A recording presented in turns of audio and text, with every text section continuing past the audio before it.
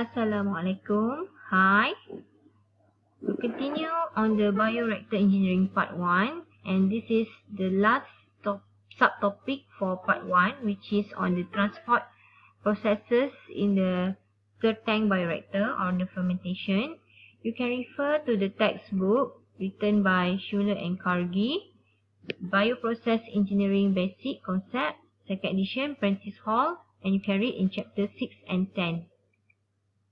Let's start on the transport processes in the third tank bioreactor. Okay, for the transport processes in the third tank bioreactor, we need to know on the agitation and aeration. Because of these two parameters, the agitation and aeration, it involved in the transport of process in the third tank bioreactor, mainly for the aerobic fermentation, especially. Okay, for the aerobic fermentation.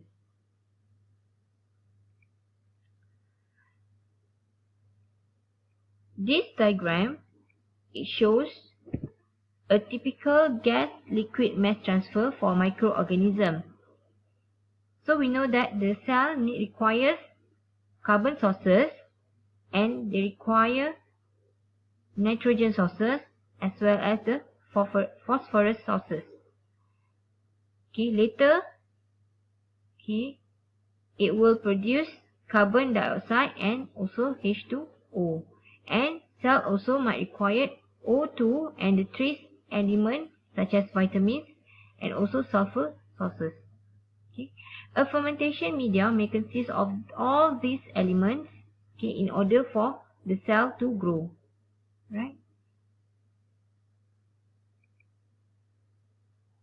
Oxygen demand and oxygen mass transfer is being introduced through the aeration and agitation. The oxygen has apparently small solubility in aqueous solution, in distilled water, at atmospheric pressure and ambient temperature. So the solubility of oxygen is only around 7 to 8 ppm. As we consider larger scales of distance from molecular to cellular, the fluid volumes containing millions of cells per mil, the sources and sinks of entities such as nutrients, cells and products become further separated in space, and transport phenomena rather than chemical or biochemical rate will influence or even dominate the overall rate of solution processing in the bioreaction volume. So this situation, it is known as to increase the gas-liquid mass transfer of oxygen. The schematic diagram shows here how the transportation between the gas into the cell. Okay, so this is a gas-liquid mass transfer in cellular system. Oxygen, they must pass through a series of transport resistance. It starts with the first step. You can refer to the diagram here.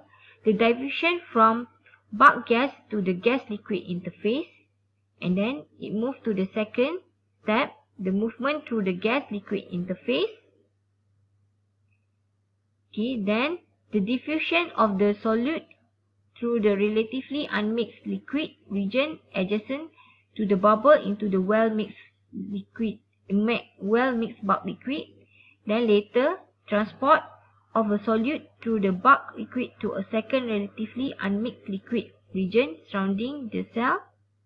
And then it moves in this bulk liquid, to transport through the second unmixed liquid region associated with the cell.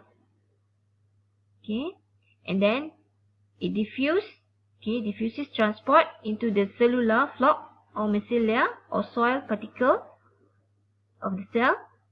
And later, it will transport across cell envelope and to intracellular reaction site, into the cell.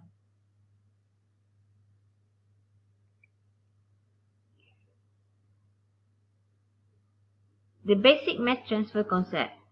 An actively respiring yeast population may have an oxygen consumption rate of the order of 0.3 gram of oxygen per hour per gram of dry weight of cell mass.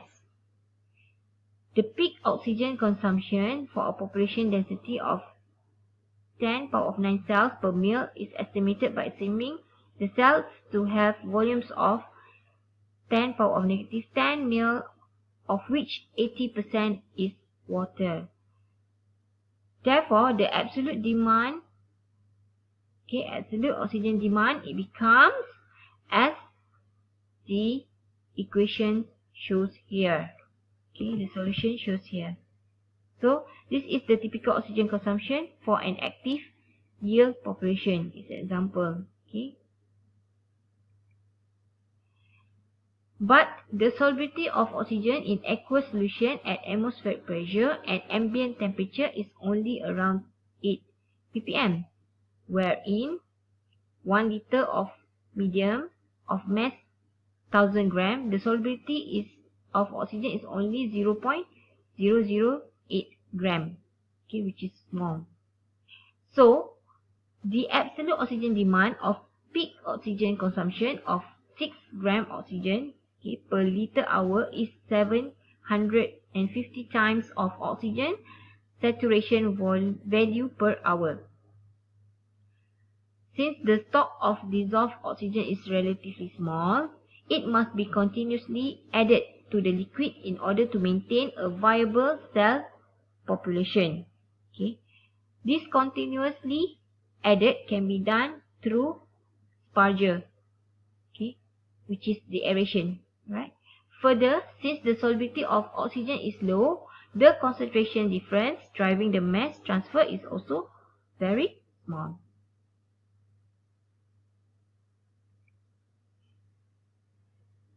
Let's look on the oxygen uptake in cell culture.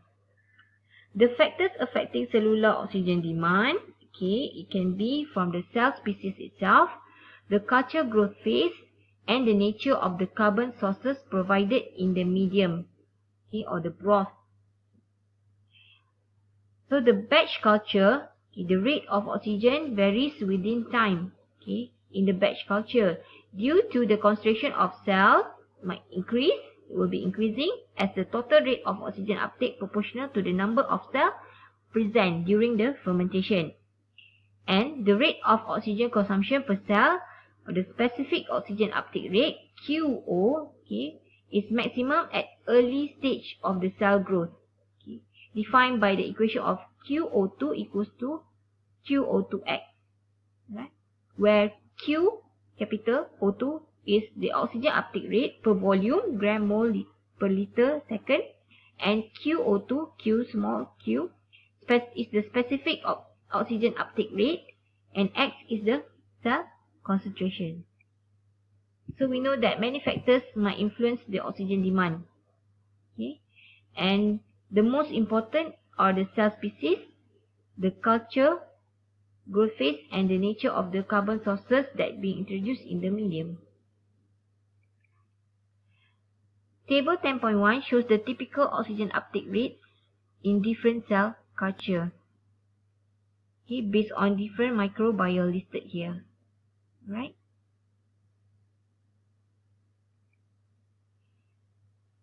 QO2 is dependent on the oxygen concentration in the liquid, which is denoted by Cl liquid O2. The concentration of O2 in the liquid. If CO2L is above critical oxygen concentration, C critical, QO2 is a constant maximum and independent of CO2L. If CO2L is below C critical, then QO2 is approximately linear dependent on oxygen concentration, CO2L. The dissolved oxygen concentration at every point in the fermenter must be above C critical. That's why we need to know the C critical for each of the species and the fermentation. As the previous lecture has been mentioned, the C critical, it must be between 10% to 20%, 5 10, 20, okay, in that range. Okay, normally it's 10%. Okay, so critical depends on the organism, usually between 5% and 10% of the air saturation, and mostly taken is 10%.